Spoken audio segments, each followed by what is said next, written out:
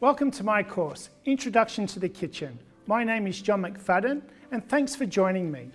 I've spent the last 35 plus years in the food industry, from kitchen hand to now supporting and mentoring keen apprentices and rising chefs.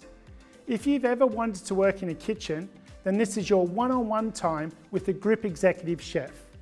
I know what a chef would expect from you before entering a kitchen, so I'm here to answer those questions so you don't have to find out the hard way.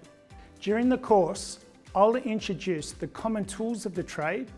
I'll show you basic knife cuts, how to be safe, basic cooking methods, what Yes Chef means, and how you can drive your own development.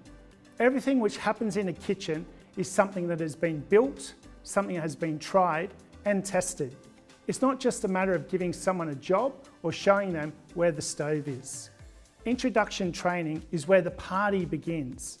We see the glamour and celebrity life of being a chef, but it isn't at entry level. It takes time to build. So if you've ever wanted to work in a kitchen, this is where you can start as I walk you around my kitchen. Everyone can learn from this course what to look out for, what to listen to, and what questions to ask.